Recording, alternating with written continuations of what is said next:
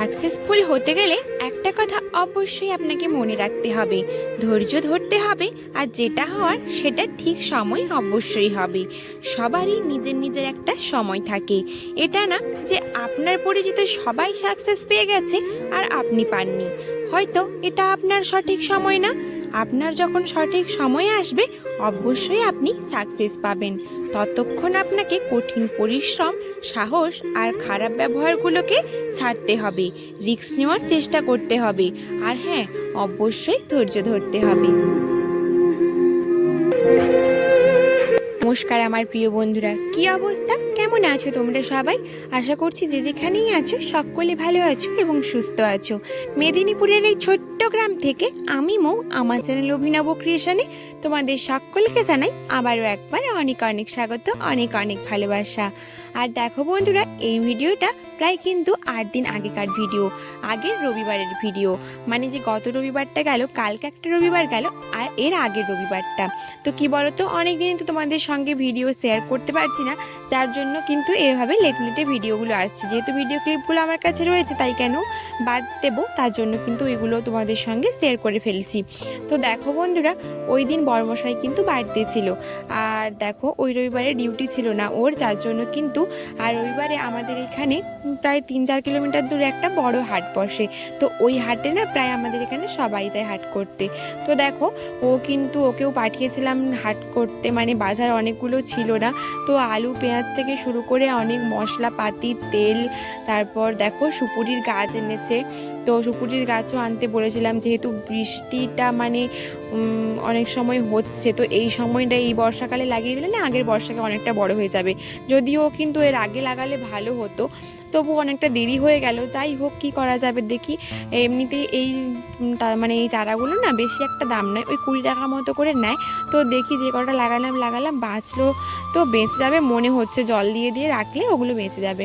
তো যাই হোক, ওগুলোকে আনা হয়েছে, আরও অনেক বাজার হাট করে আনা হয়েছে। একটু না হিসেব করেই চলতে হয় জানো তো, আবার সামনেই পুজো আসছে, একটু না হিসেব করে চললে পুজোর সময় কিন্তু হাত টান পড়বে। তো যার জন্য কিন্তু দেখো আজকেই আমি মানে এই হাটে গেলে না অনেকটা সবজি বলো, আনাজ বলো, মশলা সব কিছুর কিন্তু দামটা একটু সস্তাতে পাওয়া যায়। মানে সবগুলোতে 5-10 টাকা তুমি কম করে পাবে। আর এতগুলো জিনিস নেবো মানে একসঙ্গে যদি 5-10 টাকা করে সবগুলোতে কম হয়, তাহলে অনেকটাই কিন্তু সাশ্রয় হয়ে যায়। আর এখন দেখো বসে গেছি কিন্তু একটু পরোটা খেতে। আর বড়মশাই না হাট থেকে পেটাই পরোটা এনেছিল, আর ওর সঙ্গে তরকারি ছিল, মিষ্টির রস ছড়ানো ছিল। তো দেখো ওইগুলো এখন কিন্তু আমরা সকালে জলখাবারে খেয়ে নিচ্ছি। আর একটু তেলে ভাজাও এনেছিল, যারা যারা পরোটা খাবে না তারা কিন্তু ওই মুড়ি দিয়ে তেলে ভাজা দিয়ে খেয়ে নেবে। তো আজকে আর কিন্তু কোনো সকালের খাওয়া দাওয়ার হওয়া হলো না। তো দেখো আমি মানে পরোটাটা খাওয়া শেষ করতে না এখানে দেখো একটা ফেরিওয়ালার দোকান এসছে। আর এইখানে দেখো আমি তো দেখেই হাঁ হয়ে গেছি, সব কটা জিনিস মাত্র 20 টাকা দাম। মানে যা কিছু নিতে পারো এখানে, বালতি থেকে প্লাস্টিকের বড় বড় গামলা, তারপরে জলের মগ, অনেক কিছুই, মানে ওই যে প্লাস্টিকের ঝুড়িগুলো হয়, তো অনেক কিছুই না মাত্র সবগুলোই 20 টাকা দাম। আর ওই যে বড় বড় ঝুড়িগুলোও 20 টাকা দাম। আমি তো 2টো ঝুড়ি নিলাম, তারপর একটা ছোট্ট মতো বালতি নিলাম, একটা মগ নিলাম, একটা হাতা নিলাম। তো আমি না অনেক কটাই জিনিস নিয়ে নিলাম এখান থেকে। আর ওনার সবাই এসেছিল, অনেক কটা জিনিস এখানে ওনার সেল হয়ে গেছে।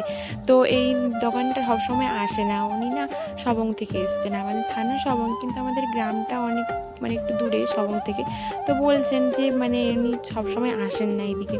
তো যাই হোক, অনেক কটা জিনিসই আজকে কিন্তু কিনে ফেললাম। আর ওই দিকে জানো তো আমাদের না যেই গরুটা প্রেগনেন্ট ছিল, ওর আজকে কিন্তু বাচ্চা হবে, মানে বাছুর হবে। দেখো ঘরে এসে দেখছিলাম যে সব জিনিসগুলো ঠিকঠাক রয়েছে কিনা। আর হ্যাঁ, একটা মশলা রাখার জন্য ওই দেখো কৌটোগুলো নিয়েছি, ওতে অনেকগুলো মশলা রাখা যাবে, আবার সবগুলোর কিন্তু আলাদা আলাদা ঢাকনা রয়েছে। তো যাই হোক, আমি 2টো শাড়ি দিয়েছিলাম, শাড়িগুলো 20 টাকা করে, মানে ওই পুরনো যে ছেঁড়া শাড়িগুলো থাকে ওগুলো 20 টাকা করে। তো আমি 2টো শাড়ি দিয়েছিলাম আর 3টের পয়সা দিয়েছিলাম, মানে 5টা মতো জিনিস নিয়েছি। তো যাই হোক দেখো, এ দিয়ে কিন্তু গরুটার কিন্তু বাছুর হয়ে গেছে। তো দেখো ফুলির মায়ের বাছুর হয়েছে।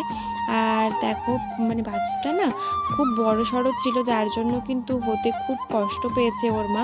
আর বাছুরটাও খুব কষ্ট হয়েছে, দেখো একেবারে না নেতিয়ে গেছিলো। অনেকক্ষণ পরে সারা এসেছিলো, তারপরে মানে নড়াচড়া করছিল, তো হাঁটতে পারছিল না। বাছুর কি হয়, হওয়ার পরে কিন্তু 1 ঘন্টার মধ্যেই হাঁটতে পেরে যায়। ও কিন্তু হাঁটতে পারছিল না। তারপরে ডাক্তার ডেকে কিন্তু ওকে মানে ইঞ্জেকশনও দেওয়া হলো। তারপরে দিন থেকে কিন্তু ও স্বাভাবিকভাবে হাঁটাচলা করতে পারছিল, ছুটতে পারছে। আর এদিকে দেখো ওই গাইটার পায়ে কিন্তু দড়ি দিয়ে বাঁধা হয়েছে। ওই গাইটা না লাত মারে, জানো তো, ওই পাগুলো দিয়ে খুব নাচানাচি করে, তাই জন্য বেঁধে দেওয়া হয়েছে। একটু গাই দোয়া না হলো দিয়ে কিন্তু বাছুরটাকে খাওয়ানো হলো। বাছুরটা এখন উঠে খেতে পারছে না যার জন্য। আর একটু দেখো এদিকে আমি কি করেছি, এগুলো না গ্যাঁড়া বলি আমরা, এই গ্যাঁড়াগুলোর ভেতরে করে দুধ ভরে মাটি চাপা দিয়ে ওটাকে না পুকুরে ফেলতে হয়। এটা না একটা কি টোটকা বলে, তাহলে কিন্তু মানে বাছুর গাইয়ের জন্য সুস্থ থাকে আর ওর দুধটাও ভালো থাকে, এই জন্য মানে কমতি হয় না কোনো। তো কেউ কিছু করতে পারে না, এদিকে বলে না অনেক টোটকা করে দেয় তার জন্য। আর দেখো এগুলোকে শামুক বলে ভালো কথায়, আর আমরা এদিকে বলি হচ্ছে গ্যাঁড়া বলে থাকি। তো এটা আমি করে দিলাম, এই টোটকাটা আমিই করছি। দেখো বন্ধুরা, আজকে তো দেখতেই পেলে যে কত কাজের চাপ ছিল। ওই জিনিসগুলো নিতে না নিতেই এদিকে গরুর হচ্ছে ছানা হলো। তারপর সেইগুলো মানে এইদিকে করতে করতে কিন্তু অনেকটাই লেট হয়ে গেছিলো। আর কিন্তু তোমাদের সঙ্গে কোনো ভিডিও শেয়ার করতে পারিনি, তার কারণ তখন তো আমার স্ট্যান্ডটা ভালো ছিল না। তো ওই স্ট্যান্ডটা ভাঙা ছিল, মানে ভেঙে গেছিলো, যার জন্য আমাকে হাতে করে সব ভিডিওটা করতে হচ্ছিলো। তো যার জন্য তোমাদেরকে কিন্তু ওই তাড়াহুড়োর মধ্যে আমি কোনো রান্নার ভিডিওই শেয়ার করতে পারিনি। তো দেখো বিকেলের দিকে কিন্তু প্রচণ্ড বৃষ্টি শুরু হয়ে গেছিলো। তারপরে মানে একটা জোর বৃষ্টি হওয়ার পরে কিন্তু থমথমে ওয়েদারটা হয়ে গেছিলো। তো তাই ভাবলাম কি, তো ইয়েগুলো মানে যে চারাগুলো আনা হয়েছিল সুপুরির, তো সুপুরির চারাগুলো লাগিয়ে দেওয়া যাক। তার জন্য দেখো বড়মশাইকে বললাম তুমি একটু ক্যামেরা করে দাও, আমি কিন্তু চারাগুলো লাগিয়ে দিই। তো বড়মশাই একটু ক্যামেরা করে দিচ্ছিল আর আমি কিন্তু চারাগুলোকে টুকটুক করে লাগিয়ে দিয়েছিলাম। আর সুপুরি গাছ লাগানোর জন্য কিন্তু বেশি একটা গর্ত করতে হয় না, যার জন্য আমি কিন্তু কোদাল নিয়েই মানে গর্ত করতে শুরু করে দিয়েছিলাম। আর এদিকটাতে দেখো খুব জঙ্গল মতো হয়েছিল, কোথায় লাগাবো চারাগুলো আমি খুঁজে পাচ্ছিলাম না।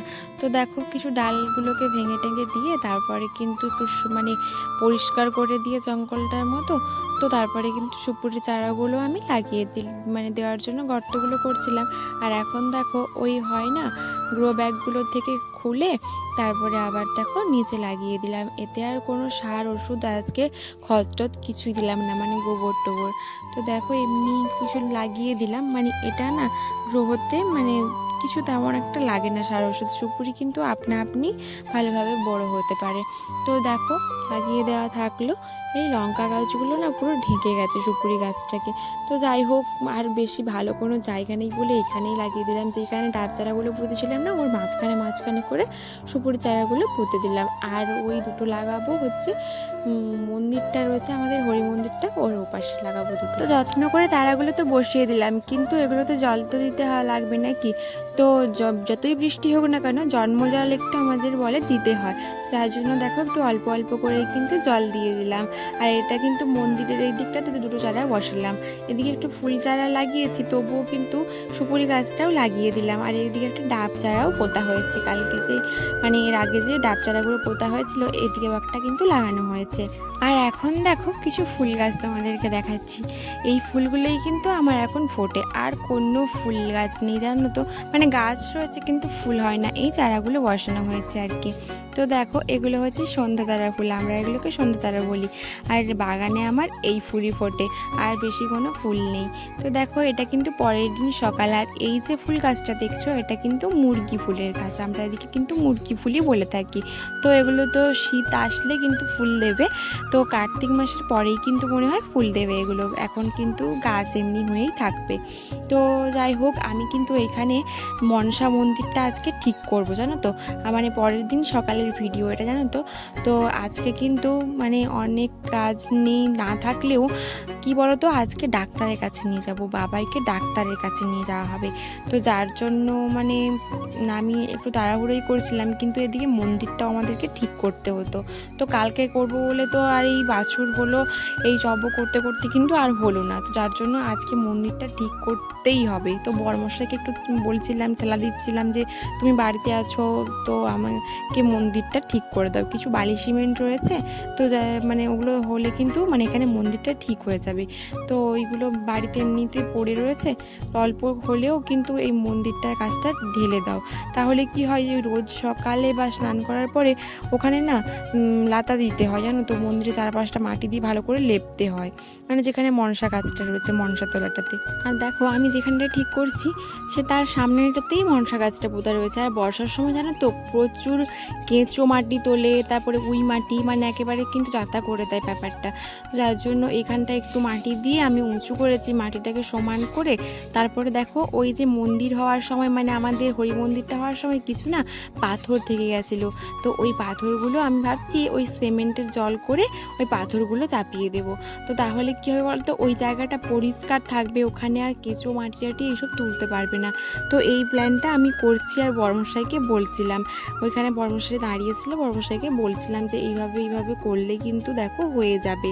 তো সেই মতো কিন্তু আমি মানে বলে বড়মশাইকে কাজটা মানে এই কাজটা করালাম। ওদিকে বড়মশাইকে কাজে লাগিয়ে দিয়ে দেখো এদিকে এসে দেখি কি আমাদের ওই ছোট্ট বাছুরটাকে না আজকে বাইরে বের করানো হয়েছে। আর ওর নাম রেখেছি রুবি। রবিবারে হয়েছে যেহেতু মেয়ে হয়েছে, মেয়ে বাছুর হয়েছে, যার জন্য ওর নাম রেখেছি রুবি।